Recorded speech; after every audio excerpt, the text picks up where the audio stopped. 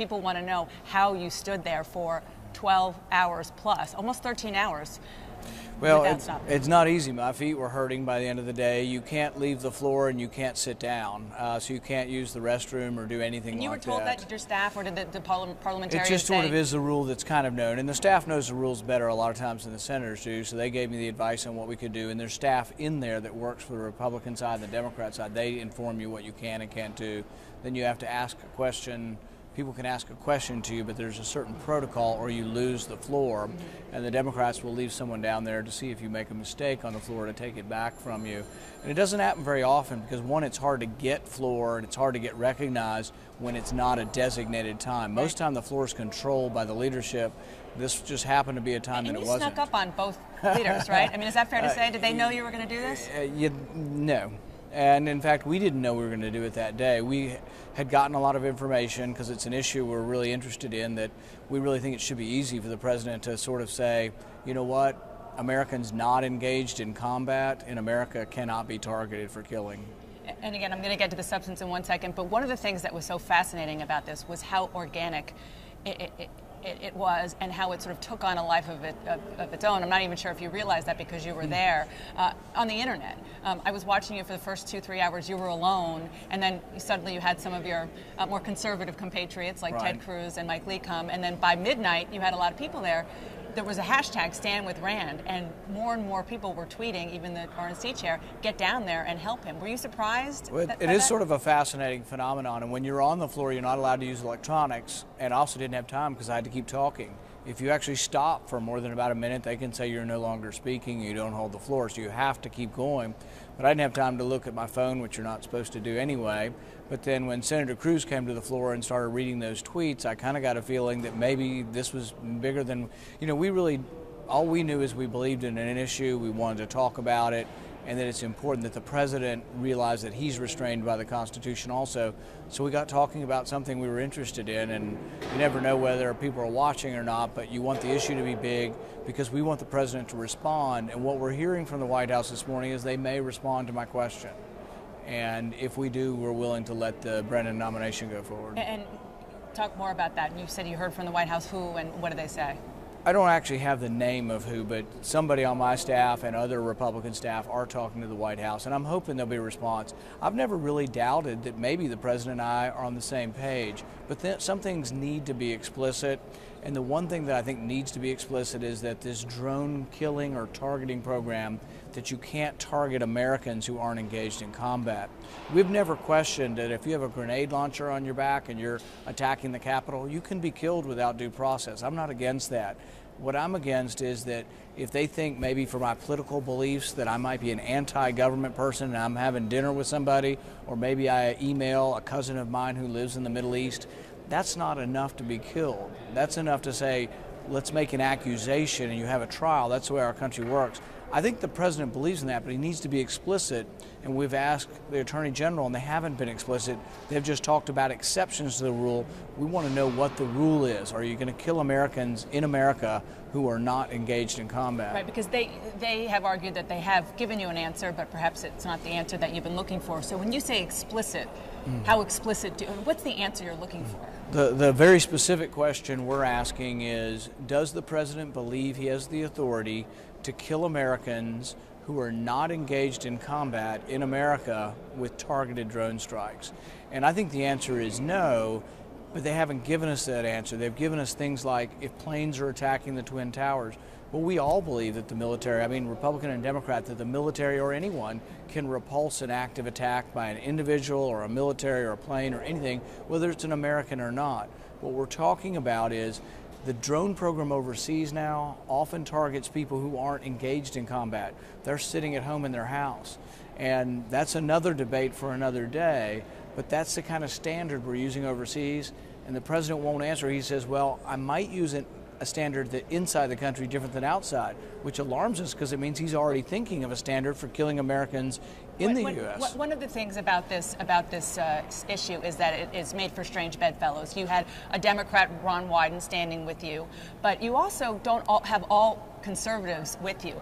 The Wall Street Journal, which is known as a very prominent conservative editorial page, really took after you this morning, saying that you had great theater, but you're just wrong on the issue because that the U.S. government cannot randomly target American citizens on U.S. soil or anywhere else. What it can do under the laws of war is target an enemy combatant anywhere at any time, including U.S. soil.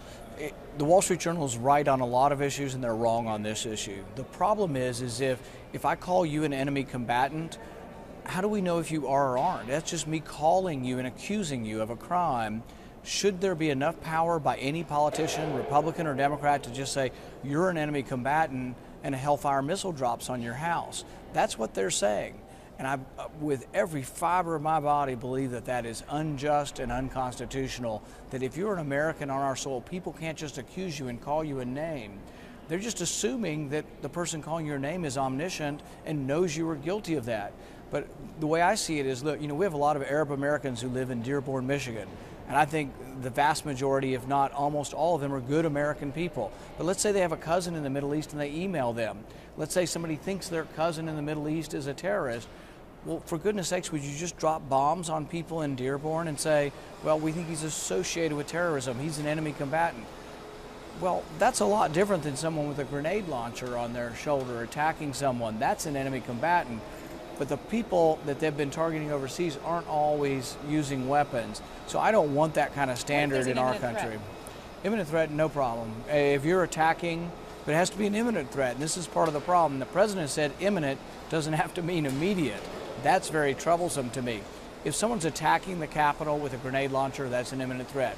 If someone's carrying a bomb into a building and getting ready to set it off, that's it. If someone's assembling a bomb, that could be an imminent threat too.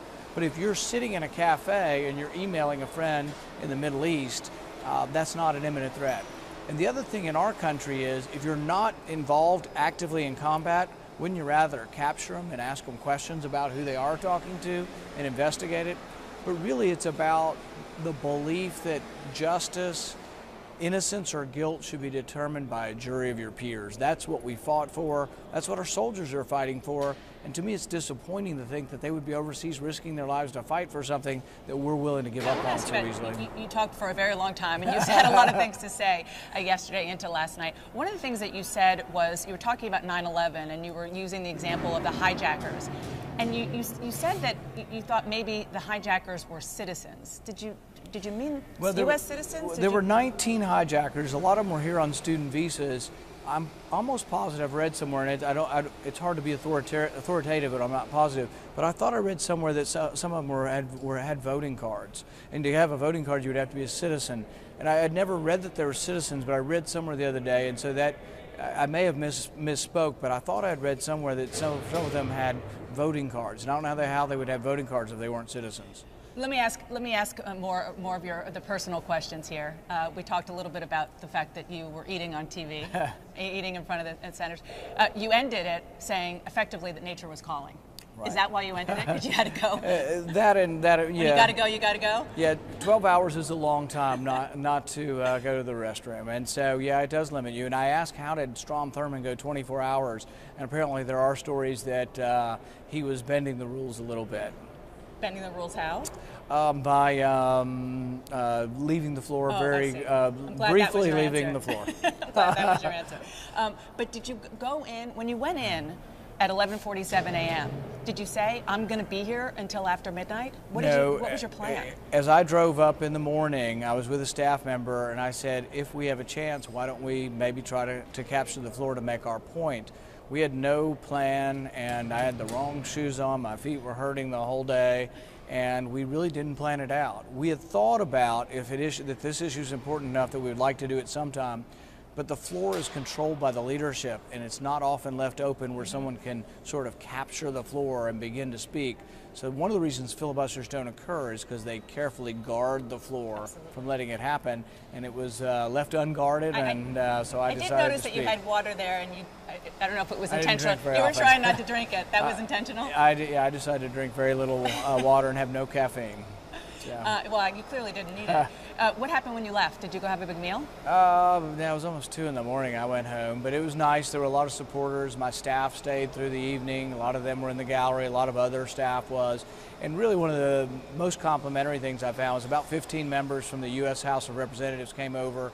I've never seen that happen before. It energized me, and a lot of them said that it energized the movement of people who really believe strongly in the Constitution. And when you were on the floor, you were talking about the fact that Strom Thurmond has had the longest filibuster in history, but you didn't have in the back of your mind, oh, I'm going to try to be competitive and try to beat that? No, not really. And I really didn't know how long it would go on when I started. In some ways, I had said early on, if the president will respond, I'll stop now. And that's really all we've been looking for is a clarification.